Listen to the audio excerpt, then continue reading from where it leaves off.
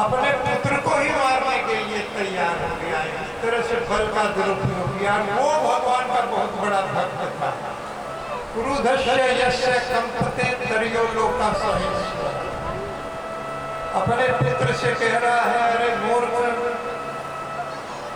जब मुझे क्रोध आ जाता है तो तीनों लोग कांपने लगते। एक तुम हो कि तुम्हारे अंदर किसका बल है, इसका बल है तुम्हारे अंदर, जो तुम नहीं डर रहे हो, मेरा भय नहीं मान रहे हो। तो इस तरह से बल का जो दुरुपयोग होता है उसको भगवान ले लेते हैं। और कितना सुंदर जवाब प्रहलाद महाराज दे रहे हैं कि हे पिताजी, आपके अंदर जो बल है, जो मेरे अंदर बल है, न केवलम में भरतश्च राजन सेवे बलम बलिनाम चापरेशाम परे बरे में स्थिर जंगमा में ब्रह्मा दैव ये वसम प्रणीता। आपके अंदर जो बल है, मेरे अंदर जो बल है, और एक क्षुद्र चींटी से ब्रह्मा जी के अंदर जो बल है, वो बल भगवान के यहाँ से आया है, भगवान ने उसको दिया है।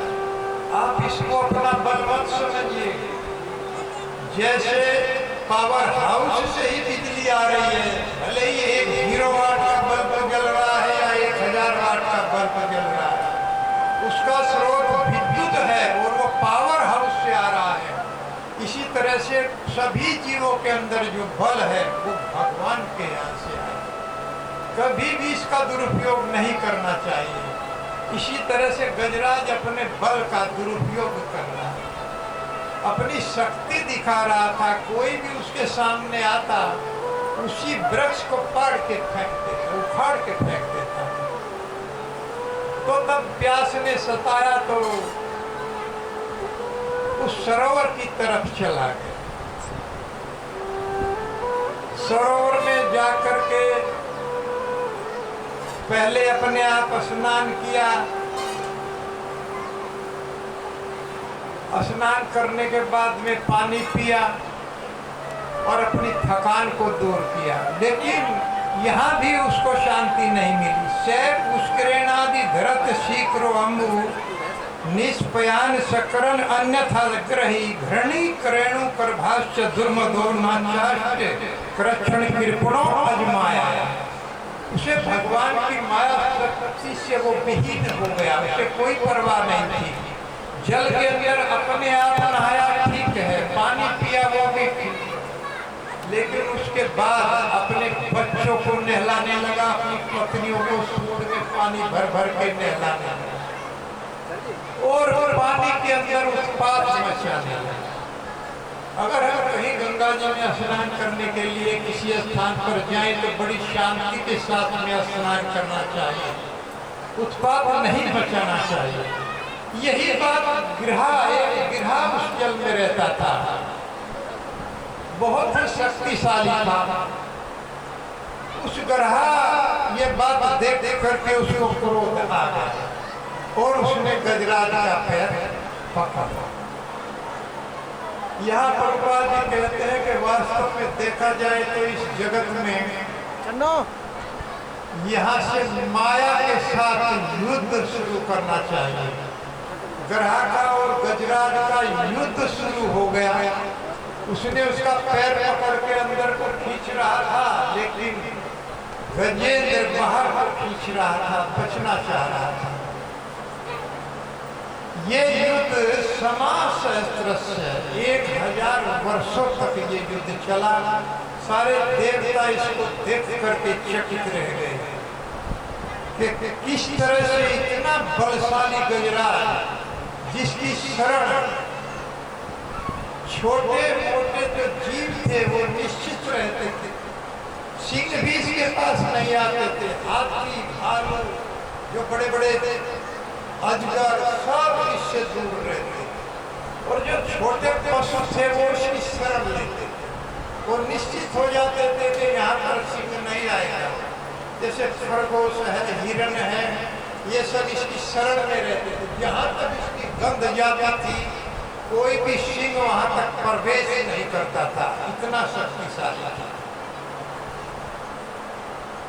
वो सब ये जानते थे कि यहाँ पर जो है सिंह नहीं आएगा। तो छोटे पशु थे, निर्बल पशु थे, वो इसकी शरण करते थे।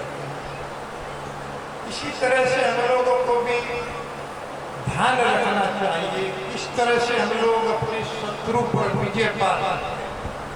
उसकी गतिविधियों पर ध्यान रखना पड़ेगा, कहाँ रहता है, कहाँ आता है, कहाँ जाता है।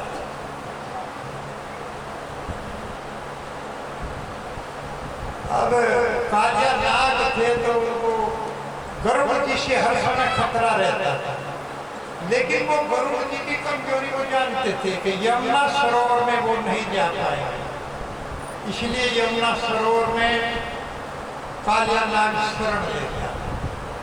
क्योंकि शोभरी ऋषि का साथ लगा हुआ था गरुड़ जी को, अगर यहाँ पर आओगे तो भस्म हो जाओगे। एक बार दोनों में युद्ध हुआ तो गरुड़ जी ने बाएं पंख से प्रहार किया, कालिया नाग के मुख से खून बहने लगा, तो तुरंत दौड़ करके उसी स्थान पर शरण लिया।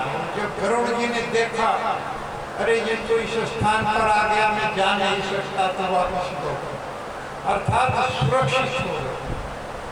इस तरह से हमको भी अपना जो शत्रु है उससे किस तरह से बचा जा सकता है। तो सबसे बड़ा शत्रु हमारा कौन है? भगवत गीता में भगवान बताते हैं कि काम ऐस, क्रोध ऐस, रजोगुण, समुद्भवा, महासनो, महापापमा, विद्येहि हम बेरिना। बेरिना सबसे बड़ा बैरी ये काम है जो रजोगुण से उत्पन्न हुआ। वो हमारी कामनाएं और जो वासनाएं प्रबल हो जाती हैं वही हमारी सबसे बड़ी शत्रु है।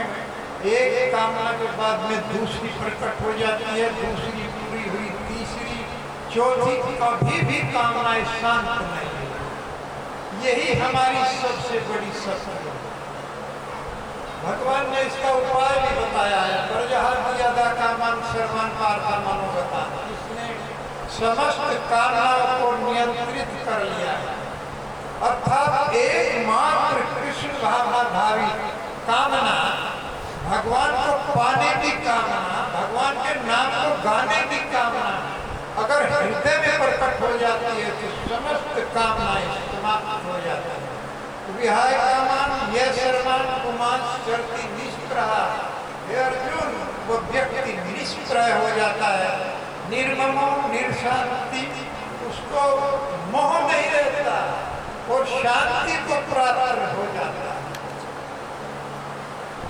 ऐसा व्यक्ति जिसके अंदर कामनाओं को हम नियंत्रित नहीं कर सकते हैं, लेकिन मोड़ को दे सकते हैं, कंट्रोल कर सकते हैं। इसी तरह से एकमात्र भगवान की तरफ इन कामनाओं को मोड़ना है। और कलयुग में बहुत ही श्रेष्ठ कामनाओं को पार पाने के लिए भगवान के नाम का हरिनाम संकीर्तन। हरे कृष्णा कृष्णा कृष्णा कृष्णा हरे हरे।